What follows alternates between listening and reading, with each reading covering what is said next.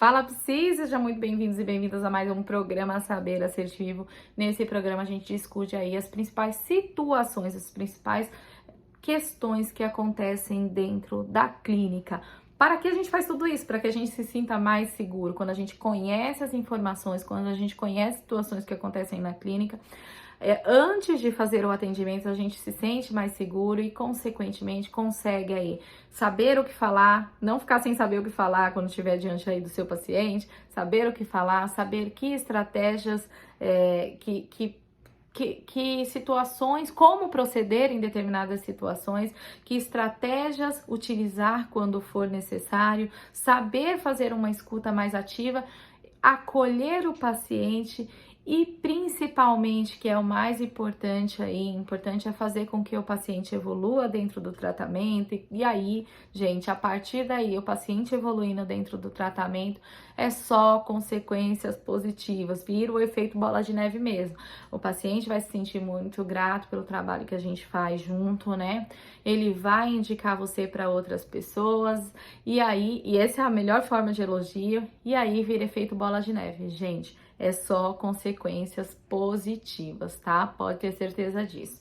Meu nome é Iris, eu sou psicóloga e como você, já procrastinei muito aí o meu atendimento por não me sentir segura, por acreditar que eu precisava aprender cada vez mais e mais antes de gerar qualquer tipo de atendimento.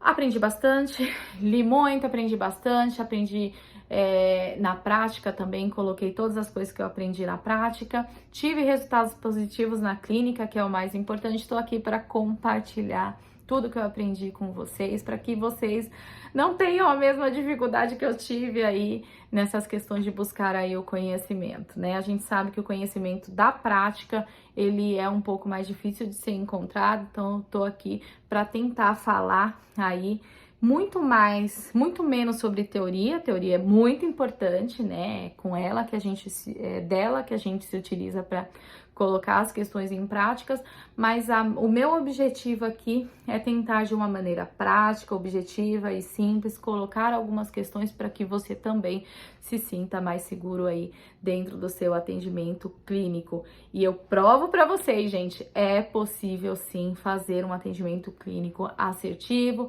seguro, sem fazer 20 pós-graduações, né? Às vezes é importante sim se especializar, porém, você não precisa cair na armadilha do conhecimento, ficar querendo saber mais antes de querer colocar tudo em prática, tá?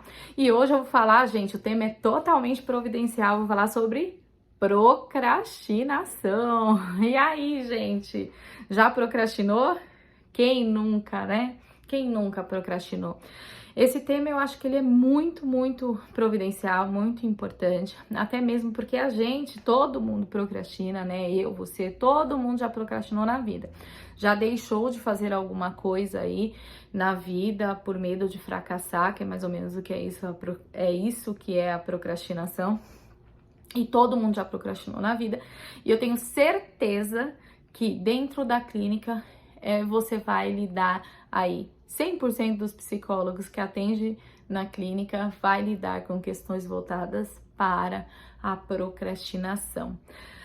Muitas vezes ele está associado a alguma psicopatologia, então existem pessoas aí que têm, por exemplo, ansiedade e a procrastinação. Quando você lida com depressão, você vai lidar também com a procrastinação e diversas outras questões também.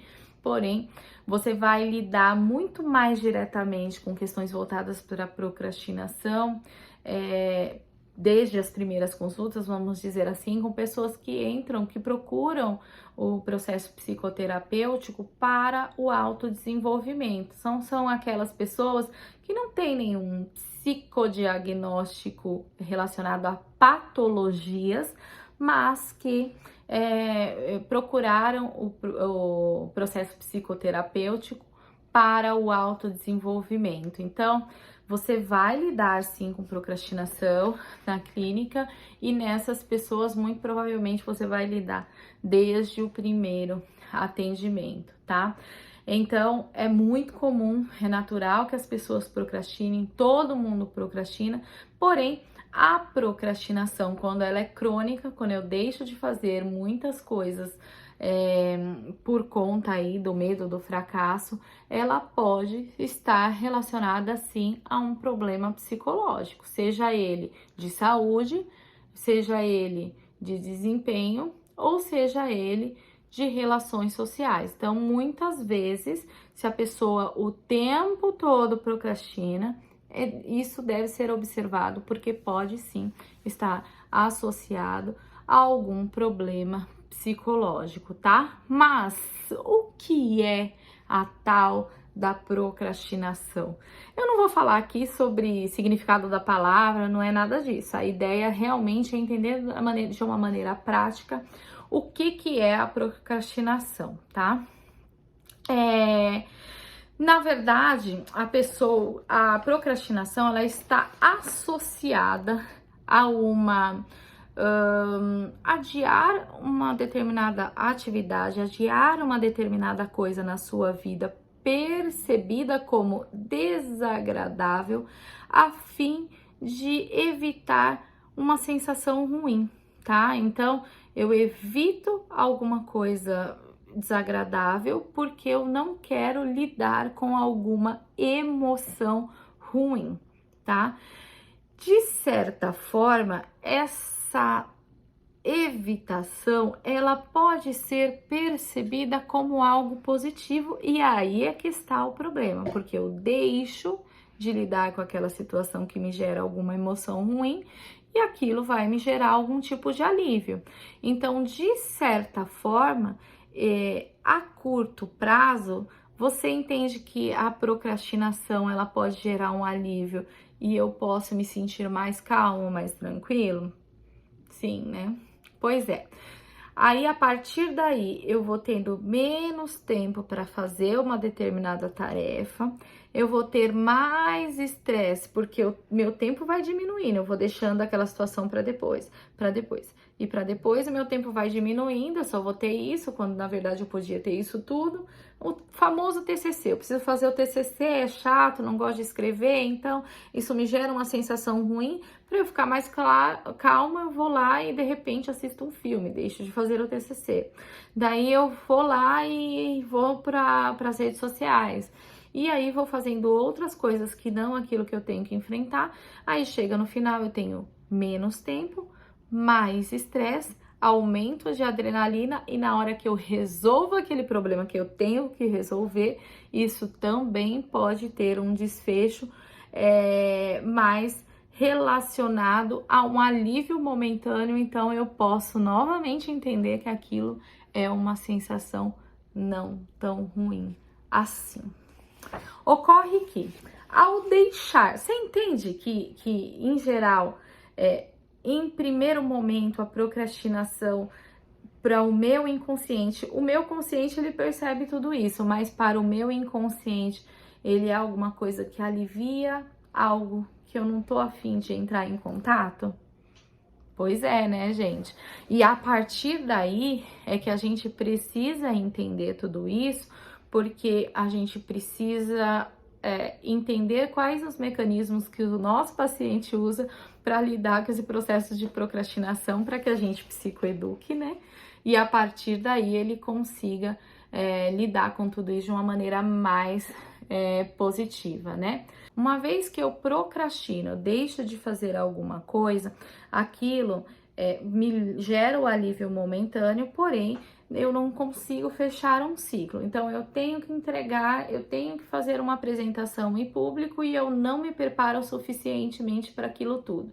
Eu fico com menos tempo para fazer a preparação e de repente eu me preparo de uma maneira mais superficial e na hora que eu me apresento muito mais ansiosa. Então isso de repente pode me gerar mais ansiedade, pode gerar uma sensação de capacidade, pode gerar uma sensação de fracasso, pode gerar problemas de autoestima e de repente eu não me sinto capaz de fazer determinada coisa.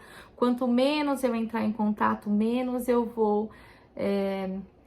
Quanto menos eu lidar com aquela situação, mais medo eu vou sentir daquilo tudo, então eu vou me sentir fracassado, eu aumento o meu nível de estresse, então as consequências a longo prazo em relação à minha procrastinação, se ela é uma procrastinação crônica, só são consequências ruins. Apesar de eu acreditar que aquilo momentaneamente pode me gerar consequências positivas, a longo prazo eu tenho consequências ruins.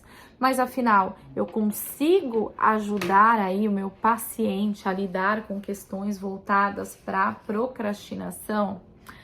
Gente, se tem uma coisa que a terapia cognitivo-comportamental ela consegue aí ajudar, é justamente nessas questões voltadas aí para procrastinação. Se a gente pensar bem, todas essas questões voltadas à procrastinação, ela está relacionada ao modo que a gente interpreta os nossos pensamentos. Então, nós interpretamos as situações de uma maneira que gera emoções negativas e por conta disso, para não lidar com essas emoções negativas, a gente aí acaba deixando tudo isso para depois. A partir do momento que a gente entende todo esse processo de regulação das emoções, a gente consegue sim lidar de uma maneira mais positiva com a procrastinação. Todas as pessoas que você atende vai deixar de procrastinar para o resto da vida? Não, né, gente? A gente sabe que a gente procrastina, é natural, mas toda vez que a gente racionaliza um pensamento, torna ele racional, entende que você não vai mais agir de uma maneira inconsciente em determinadas situações, mas que você está entendendo um determinado fato, você está interpretando inadequadamente, você pode, de certa forma, melhorar a interpretação do fato para que você parta para a ação ou não. A partir do momento que você consegue levar isso para o seu paciente, certamente ele vai conseguir aí lidar aí com a procrastinação de uma maneira mais positiva, vai fazer com que ele, de certa forma, procrastine menos, tá? Então, a ideia dentro desse processo não é fazer com que a pessoa deixe de procrastinar, não tem como, né? Nós somos seres humanos, nós somos sim regulados pelas nossas emoções, existem algumas sensações que nos geram, existem alguns pensamentos que nos geram emoções ruins, nós temos medo de fracassar, então normalmente a procrastinação está relacionada ao medo do fracasso, e esse medo vai nos paralisar algumas vezes, porém, a partir do momento que a gente consegue explicar para o paciente que o que ele está fazendo está sendo regulado pelas emoções negativas que ele está produzindo, isso vai fazer com que ele lide melhor com tudo isso e consiga, de certa forma, seguir em frente. Além do que, se você parar para pensar, a terapia cognitivo-comportamental, ela está toda voltada para um processo de ativação comportamental. O tempo todo, por exemplo, num paciente com depressão, a primeira coisa que você faz é ativar algum tipo de comportamento que ele fazia anteriormente. A ideia é ativar alguns comportamentos, fazer com que ele se comprometa com alguma ativação de comportamento. Então, se você se utilizar de técnicas da terapia cognitivo-comportamental o tempo todo, você está provocando aí, você vai provocar através, por exemplo, das atividades que ele faz, as tarefas de casa, né? Que a gente indica aí para o nosso paciente, a gente provoca nele um processo de ativação comportamental e faz, consequentemente, com que ele procrastine menos, né? Mas aí é preciso fazer um trabalho de psicoeducação extremamente intenso e muitas vezes fazer com que o paciente nade contra a maré. Às vezes ele precisa sim, em vez de, enquanto todo mundo tá andando para a direita, ele vai ter que andar para esquerda, enfim, vai ter que seguir em outra direção, porque ele precisa andar contra a maré para conseguir aí lidar com situações relacionadas à procrastinação. Daí para frente, gente, é só uma vez que você conseguiu provocar essa sensibilização no paciente, uma vez que você consegue, de certa forma, fazer a ativação comportamental nele, certamente você vai aí fazer com que ele mesmo já consiga traçar recursos positivos aí para lidar com algumas situações. Iris, mas como? Como que eu faço para fazer com que o meu paciente lide com situações relacionadas aí à procrastinação? Eu sugiro 4 passos aí que pode te ajudar de uma maneira muito positiva, tá?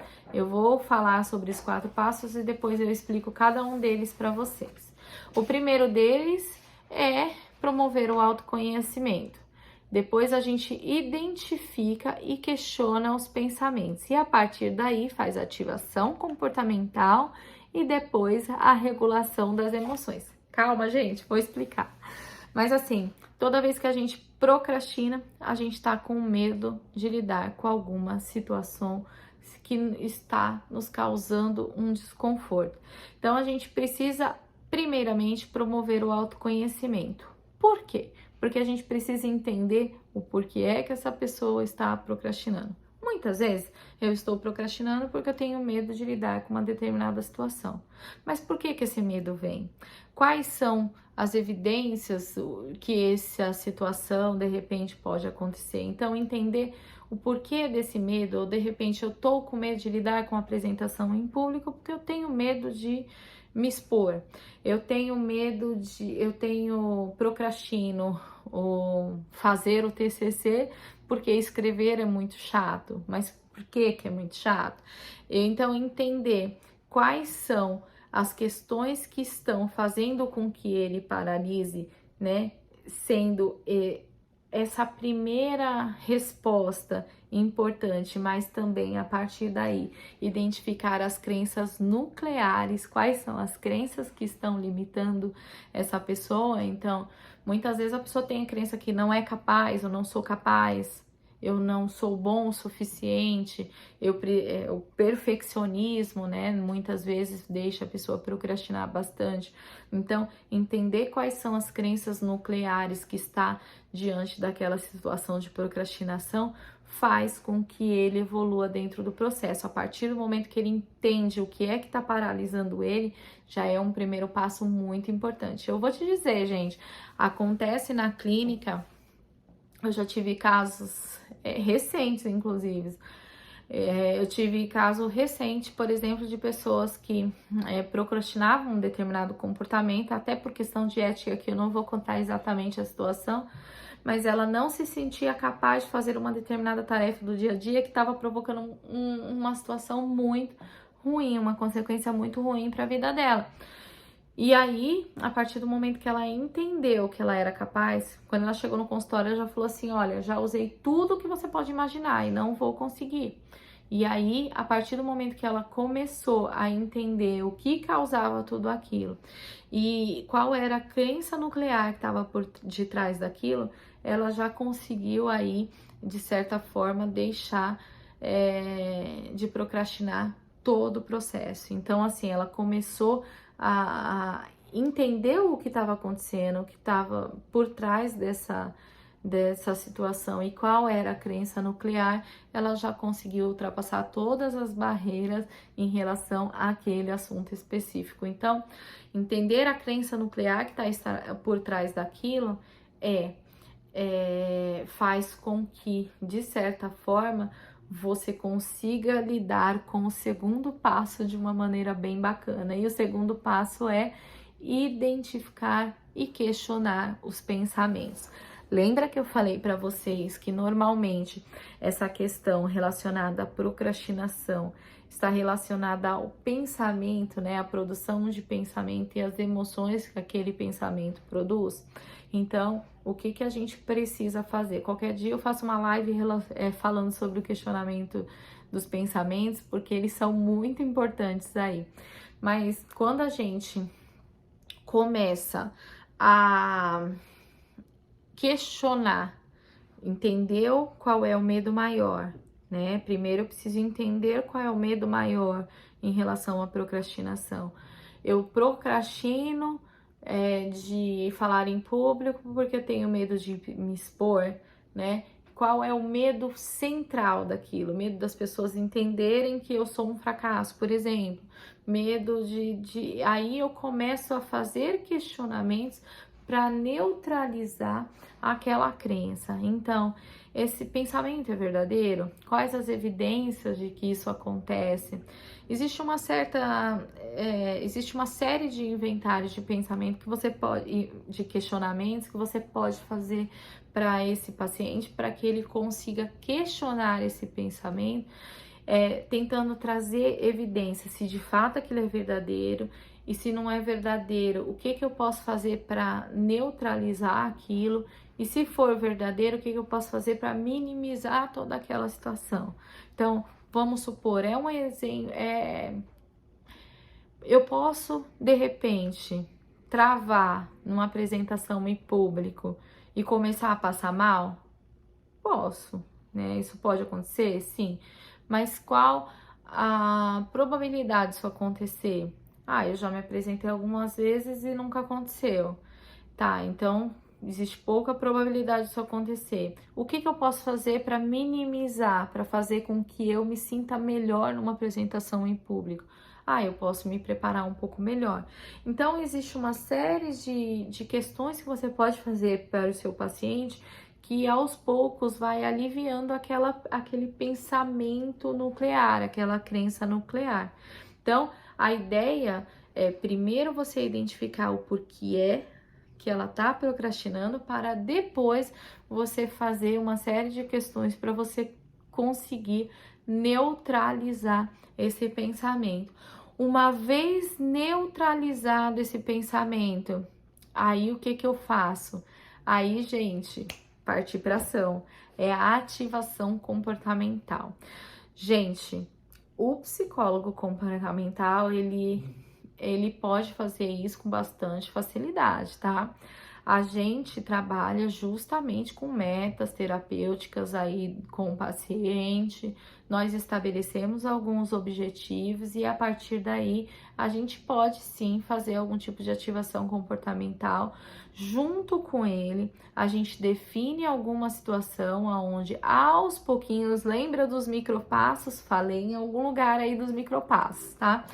Mas assim, aos pouquinhos ele possa, de certa forma, lidar com aquela situação de uma maneira mais positiva, tá? Então, aí, o que é a tal da ativação comportamental? É propor realmente algum comportamento para ele, tá? Sempre é muito importante que isso faça muito sentido para o seu paciente e não para você. Às vezes a gente quer fazer as coisas de acordo com o nosso ponto de vista e a tendência que isso dê errado é muito grande. Então a ideia é que a gente faça aí alguma coisa relacionada, entenda aí o ponto de vista do paciente e faça de acordo com o ponto de vista dele e não com o nosso. Então, a ativação comportamental é nada mais do que inserir o comportamento no dia a dia, e aí o paciente ele pode fazer isso com a sua ajuda. Iris, não é óbvio que ele deva fazer tal coisa? Às vezes não é óbvio para ele, você tá aí para ajudá-lo. Então, a partir do momento que ele estabelece uma meta com você, é mais provável que ele cumpra do que se ele fosse estabelecer aquela meta sozinho. Então, fazer esse tipo de ativação faz com que ele se comprometa a fazer, né? Nem que seja porque a psicóloga pediu, mas ele faz porque ele acaba se comprometendo a fazer. Então, isso é muito comum na clínica, a gente utiliza com bastante frequência, principalmente na terapia cognitivo-comportamental, e gera bastante resultado positivo, porque a partir do momento que ele vai deixando de fazer alguma coisa porque tem medo da sensação de se sentir inseguro e consegue enfrentar toda essa situação, ele vai se sentir mais motivado lá no final, e aí o efeito é em cadeia, ele vai se sentir mais seguro, motivado para fazer alguma outra coisa, e vai fazer, e vai se sentir mais motivado para fazer outro, vai fazer e assim sucessivamente. Então, a ativação comportamental, ela tem que fazer parte do processo terapêutico, mas também a gente precisa entender a última parte do processo, que é a regulação das emoções. Como que a gente regula as emoções? Primeiro, o trabalho de psicoeducação ajuda bastante. Então, entender como que funcionam os pensamentos, né? E que a qualidade dos nossos pensamentos está intimamente ligada às nossas emoções. Então, se eu tenho pensamentos ruins, as minhas emoções são ruins. E se eu tenho pensamentos positivos, as minhas emoções elas tendem a ser mais positivas. Fazer com que ele entenda isso vai facilitar no processo da regulação das emoções. Mas existe uma coisa também que a gente usa dentro da terapia comportamental que eu acho muito bacana, e eu hoje, gente, eu faço isso no Canvas, que é a regulação das emoções, gente. Então, a regulação das emoções, ela é Nossa, gente, eu acabei me perdendo aqui, vamos lá. Na verdade, dentro da regulação das emoções, o que você pode fazer aí com o seu paciente é justamente a questões voltadas para os cartões de enfrentamento. O cartão de enfrentamento, ele é muito utilizado aí na terapia cognitivo-comportamental. A gente usa bastante aí com o paciente e pode parecer, muitas vezes a gente subestima uma coisa muito simples, mas pode parecer muito simples, mas de fato ele funciona. Se você construir aí, entendendo a regulação, a questão da situação emocional, fazendo um trabalho de psicoeducação com o seu paciente, fazendo com que ele entenda que os pensamentos dele estão intimamente ligados às questões voltadas para as emoções dele e construindo a partir de tudo, ele já entende o que é, o que provoca a emoção ruim, qual é a crença nuclear que está por trás disso, quais são os pensamentos e como que a gente pode questionar esse pensamento, fazendo a ativação comportamental, e a gente faz aí o grande finale com um cartão de enfrentamento. Certamente esse processo, o ciclo todo da procrastinação, ele vai estar todo amparado. Então vai fazer com que a pessoa pare de inventar determinadas desculpas, pare de se apoiar em determinadas desculpas para procrastinar. O que vai estar escrito nesse cartão de enfrentamento? Antes, gente, antes da era da informática, o cartão de enfrentamento eu fazia, sabe aqueles cartão de visita? Não da era da informática, né, gente? Mas assim, antes de repente as pessoas terem WhatsApp, essas coisas, eu fazia o cartão de enfrentamento naqueles cartãozinhos de visita, sabe? Eu comprava em papelaria cartãozinho de visita e colocava e escrevia no cartão de visita alguma coisa relacionada ao enfrentamento, que era alguma frase relacionada ao enfrentamento para que ele lesse todo dia, naquele momento que ele iria ultrapassar os limites da procrastinação e enfrentar alguma situação aonde ele estava deixando de fazer porque ele não estava se sentindo encorajado e etc. Antes eu utilizava aí o cartãozinho da papelaria. Hoje eu faço, a gente discute em sessão, eu vejo quais são os fatores que podem impedir, alguma frase que pode motivá-lo, e a partir daí a gente constrói junto essa frase, alguma situação, alguma questão relacionada as emoções, que de repente o que ele pode sentir e que de repente quais as emoções futuras em relação às consequências do resultado positivo que ele vai ter de não procrastinar. Então a gente escreve uma frasezinha curta para que ele leia em todo momento que ele pensar em procrastinar, por exemplo, e isso vai ajudando aos pouquinhos na regulação das emoções.